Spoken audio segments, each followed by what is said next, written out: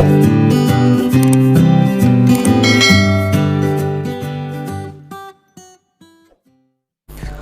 guys, kembali lagi di channel Zambroni, channel yang membahas tentang dunia tanaman hias. Kali ini saya akan sharing tentang apa guys, yaitu ini dia cara merawat tanaman midleaf. Nah, seperti teman-teman lihat, ini adalah tanaman midleaf saya. Mungkin teman-teman belum pernah dengar ya, apa sih itu tanaman midleaf, seperti apa. Cuman kalau teman-teman lihat dari bentuk tanamannya, pasti teman-teman baru mengira, oh ini toh yang namanya tanaman midleaf. Kalau tanaman ini mah udah saya sering lihat, mungkin di rumah atau di tangga ataupun di tukang tanaman. Ya, ini dia ya. Tanaman midleaf ini termasuk tanaman bisa untuk kategori indoor ataupun outdoor. Tergantung teman-teman bagaimana cara merawatnya ya. Bisa dijadikan kita taruh di luar, outdoor, terkena sinar matahari langsung, ataupun di indoor, misalkan di teras, di bawah kanopi dengan sinar matahari yang tidak langsung atau yang hanya terang saja. Oke ya, tanaman midleaf ini sangat indah kan, karena semakin panjang dan semakin rimbun terus digantung, maka nilai estetikanya atau keindahannya semakin bertambah. Ini cocok digantung di teras rumah. Oke guys. Tanaman midleaf ini termasuk dari jenis tanaman hias gantung ya, karena tanaman midleaf ini itu tanamannya menjuntai seperti tanaman Lee Kuan Yew, cuma tetap beda ya dari segi bentuk daun, terus ya keindahannya pun jelas berbeda. Tanaman midleaf ini termasuk dalam tanaman sukulen karena bentuk daunnya itu tebal guys. Nah, ini bisa saya zoom,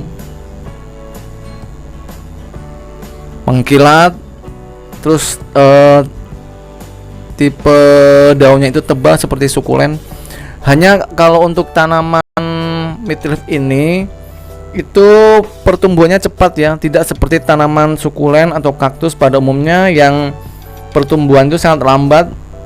Bahkan saya punya itu di pot yang kecil, itu tanaman sukulen saya itu sangat lama berkembang, bahkan sampai bertahun-tahun. Tapi untuk tanaman midleaf ini itu lumayan cepat pertumbuhannya ya, seperti tanaman pada umumnya. Dan tanaman midleaf ini itu saya taruh di tempat terbuka atau saya jadikan sebagai tanaman outdoor. Kenapa? Karena untuk dijadikan tanaman outdoor itu pertumbuhannya sangat cepat dibandingkan kita dijadikan sebagai tanaman indoor. Lalu perbedaan fisiknya apabila dijadikan outdoor itu, tanamannya itu warna hijaunya lebih cerah atau hijau muda ya. Beda kalau kita taruh ini tanaman midleafnya dijadikan sebagai tanaman indoor atau di bawah teras kanopi, itu warna daunnya itu lebih hijau tua. Terus perkembangannya atau pertumbuhannya itu agak lambat. Makanya saya taruh di tempat outdoor saja. Perlu teman-teman ketahui, dulu awalnya itu tanaman midleaf ini hampir mati. Jadi tanaman midleaf ini saya jadikan awal itu sebagai tanaman indoor. Terus ranting-rantingnya atau batangnya itu pada mengering. Nah, ini kan harusnya warnanya hijau nih. Ini batangnya harusnya kan rantingnya ini, batang ranting warnanya hijau. Cuman pada awalnya dulu waktu saya jadikan tanaman indoor ini, batang rantingnya itu kering ya, jadi daunnya mengkerut, tidak segar seperti ini. Lalu ya seperti tanaman hidup segar masih tak mau.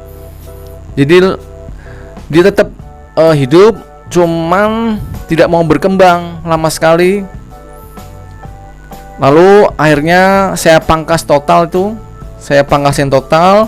Kemudian habis itu ganti medianya karena awalnya terlalu padat, lalu saya ganti media tanamnya itu jadi media tanam yang saya beli di tukang tanaman, yaitu saya beli 10.000 satu pack, itu sekitar 5 kilo. Itu bagus tuh media tanamnya karena gabungan dari sekam bakar, ada pupuk kandang dan kompos. Itu sangat bagus buat media tanam ini. Kemudian ceritanya saya pindahkan ke media yang baru, kemudian saya pangkasin habis. Nah, setelah pemindahan itu saya taruh di tempat outdoor, barulah tanaman ini menjadi subur seperti ini. Jadi intinya untuk tanaman meat leaf ini bisa dijadikan outdoor ataupun indoor. Lalu untuk outdoor ini harus menggunakan media tanam yang poros, yang subur. Kalau kita tidak mau ribet, beli saja di tukang tanaman seperti yang saya lakukan. Lalu untuk pemupukannya bagaimana? Stay tune terus. Nah, di awal tadi kita sudah tahu cara dari peletakan tanaman meat leaf ini, bisa jadikan indoor atau outdoor. Kemudian untuk media tanamnya kita juga sudah tahu, kita beli aja ya biar nggak ribet. Lalu yang ketiga adalah pemupukan. Pemupukan untuk tanaman meat leaf yang saya jadikan sebagai tanaman outdoor ini itu yaitu 5 atau 4 hari sekali saya siram dengan pupuk organik. Nah, cara pembuatan pupuk organik ini teman-teman bisa lihat ya, bisa cek di video saya yang lain cara pembuatan pupuk organik itu seperti apa. Lalu 2 minggu sekali kita bisa siram juga dengan pupuk NPK 16-19 cair. Nah, cara pencairannya ataupun dosis pencairannya teman-teman bisa lihat di video saya yang lain juga, itu sudah ada ya. Teman-teman bisa cek di situ. Nah, dari situ kita sudah tahu ya. Udah saya sebutkan tadi 5 atau 4 hari sekali siram dengan pupuk organik dan 2 minggu sekali siram dengan pupuk NPK 16-19 cair. Cukup seperti itu aja ya. Lalu untuk outdoor ini bisa disiram dengan air biasa 2 hari sekali, karena dia akan langsung terkena sinar matahari, takutnya cepat mengering ya media tanamnya. Jadi cukup disiram air biasa 2 hari sekali, lalu pemupukan organik 5 atau 4 hari sekali, dan NPK 16-19 cair itu 2 minggu sekali. Oke guys, nanti hasilnya akan subur seperti ini. Lalu untuk membuat rimbun seperti itu bagaimana caranya? Nah, setelah kita tadi tahu cara pemupukannya, sekarang kita akan membuat tanaman meat leaf ini semakin lebat atau semakin rimbun. Gimana caranya? Yaitu dengan cara teknik pemangkasan. Pemangkasan seperti apa? Ini adalah misalnya kita kasih target 2 jengkal seperti ini panjangnya, 1, 2. Nah, ini udah panjangnya 2 jengkal. Kalau udah 2 jengkal gini, kita bisa potong ujung-ujungnya seperti ini guys.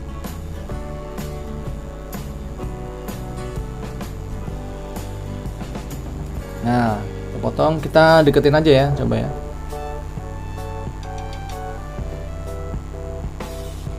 Nah, ini contoh dari pemotongan ujungnya. Nah, itu kita potong semua ujung rata ya. Ujung-ujungnya kita pangkasin rata.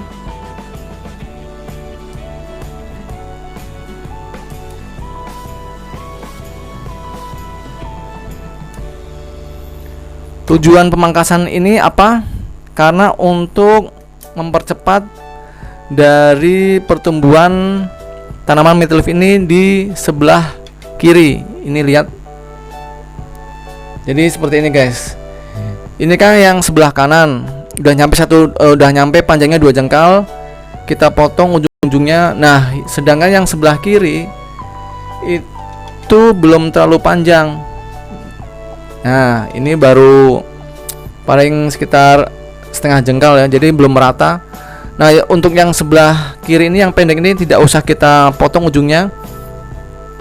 Nanti ini kalau sebelah kanan ini kita potong, nanti pertumbuhan yang sebelah kiri ini akan cepat. Nah, ini sekarang semakin cepat panjang ke bawah ya. Dan nanti kalau udah merata semua satu menjadi 2 jengkal panjangnya, ini kita tidak perlu lagi untuk melakukan pemotongan. Nanti dia akan rimbun kanan kirinya. Jadi seluruh dari pot ini akan menjuntai, ditutupi oleh batang ranting-ranting dari tanaman meat leaf ini. Nanti jadi hasilnya akan lebih bagus ya. Jadi tidak panjang sebelah ataupun pendek sebelah. Itu tipsnya seperti itu ya pemangkasannya. Oke guys. Ini sementara hanya beberapa sudut aja yang mulai agak rimbun, tapi udah saya pangkasin. Saya yakin dalam waktu paling lama 1 bulan nanti akan lebih panjang lagi sebelah sisi kirinya. Nanti dia akan ketutup semua potnya dan jadi kelihatan akan lebih bagus lagi.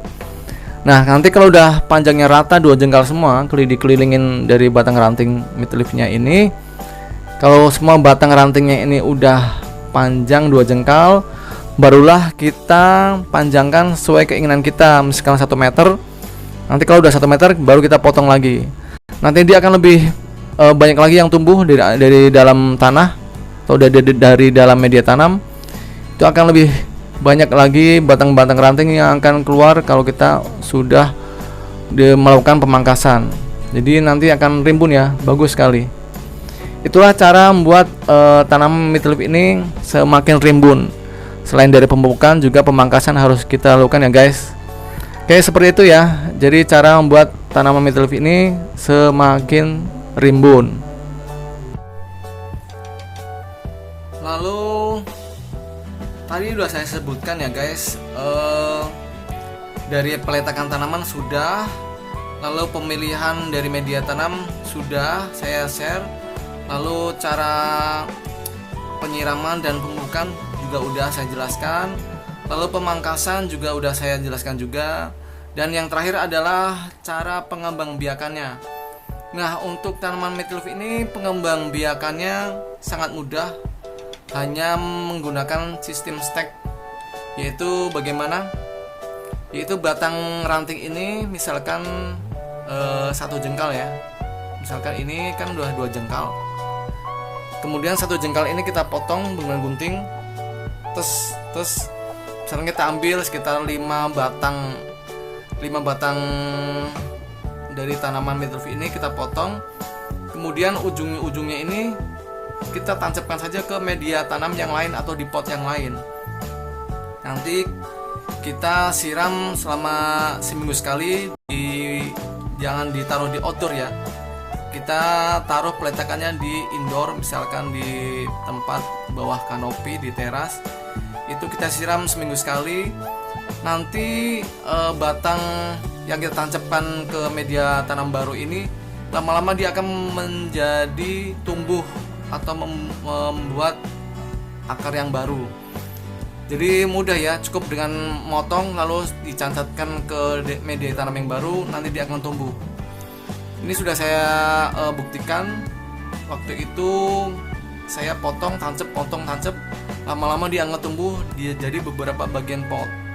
Itu aja ya, itu cara pengembangbiakannya. Cukup mudah kan? Cukup dengan cara stack, dia akan udah menjadi tanaman baru. Jadi nanti akan jadi beberapa bagian tanaman atau jadi beberapa pot dari satu tanaman atau satu pot ini ya. Oke guys, itu aja ya cara pengembangbiakan atau cara merawat tanaman meat leaf agar subur di rumah. Oke guys, jangan lupa like and subscribe, komen. Nanti saya akan share tanaman-tanaman yang lain di channel saya ini. Oke guys. Kalau mau subscribe channel saya, tekan tombol sebelah kanan saya. Dan kalau mau lihat video-video saya yang lain, ada di sebelah kiri saya. Tonton ya, jangan lupa guys.